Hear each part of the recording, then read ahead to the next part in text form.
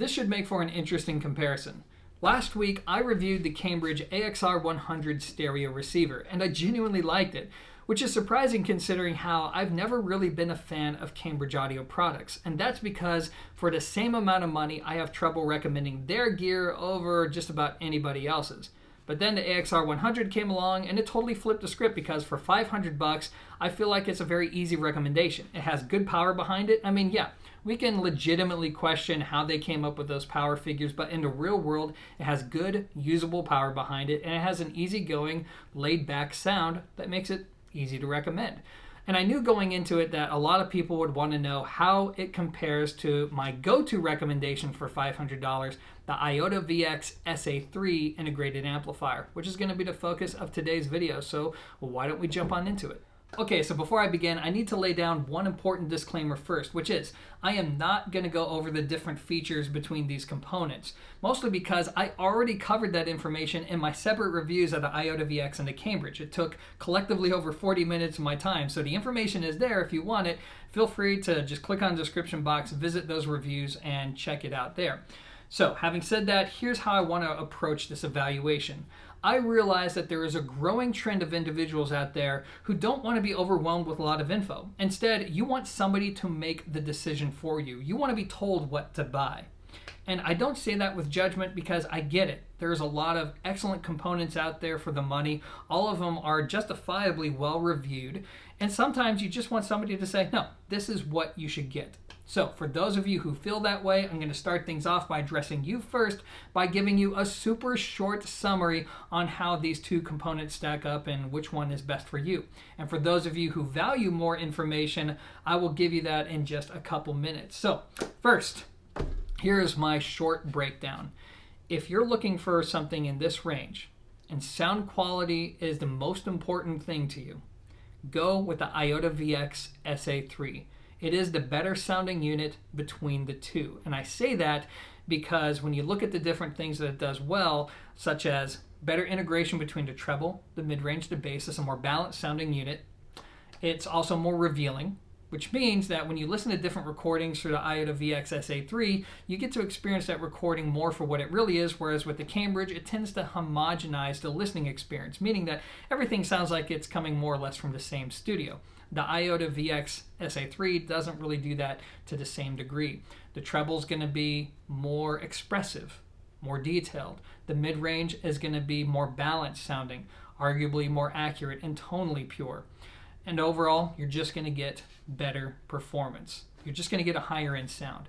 However, a case can be made for the Cambridge. It's a lot more powerful. The Iotavx outputs 45 watts per channel, whereas the Cambridge outputs 100 watts per channel. So if you're somebody who needs that power, this is going to be the better solution for you. And plus, if you're running bright speakers and you wish that they were just a little bit less bright sounding, or maybe you listen to recordings that are recorded like trash, basically, they're also really rugged and bright sounding, and you need something to naturally smooth that out, actually the Cambridge may be the better bet for you. But overall, in terms of raw sound quality, the SA3 definitely has it. So having said that, somebody is at my door at the perfect time for me to transition to the next segment, which is to go into a little bit more detailed info.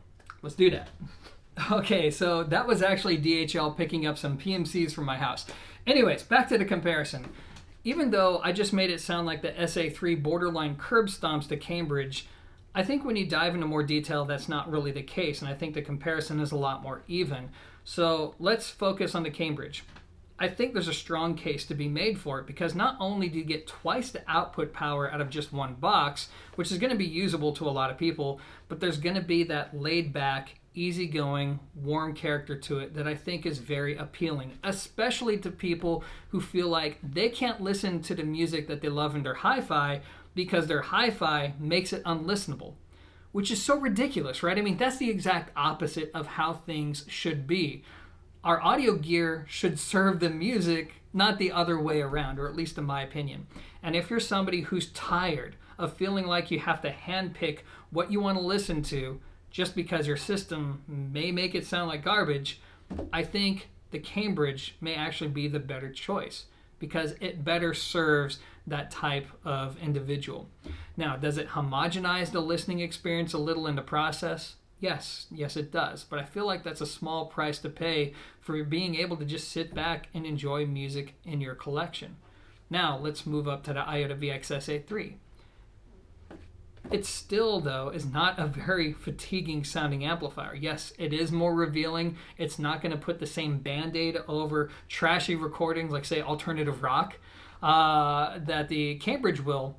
But it's not going to be bright and unrefined, at least for something in this class, and something that's just going to rip your ears off unless you pair it up to really bright and aggressive sounding speakers. But overall, though, yes, you do get a more revealing, more balanced, and just generally a more accurate sounding presentation. The big weakness, though, is it's low on power, 45 watts per channel into 8 ohms. There's some people who are going to need more, and then on top of that, it's not going to have the most muscular sound in the world. But as many of you know, there's a workaround. So if you like what I have to say about the SA3 and you just wish it had more power and more drive to it, well, you can add the PA3, which is literally the amplifier that's built into the integrated, just in a separate chassis, same size.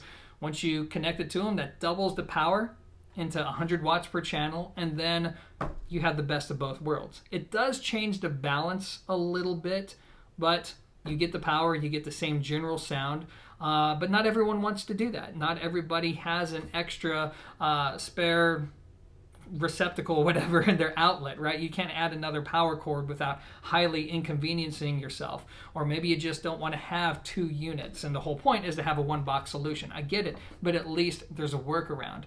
Overall, though, I do feel like the SA3 is the better sounding unit. It's going to continue to be my go-to recommendation because I feel like it will match a wider variety of tastes and a wider variety of speakers in the overall sense. But the Cambridge is really good, and it is something that I feel is going to be a great option for people who want that power, yet at the same time, they want an easier going listening experience.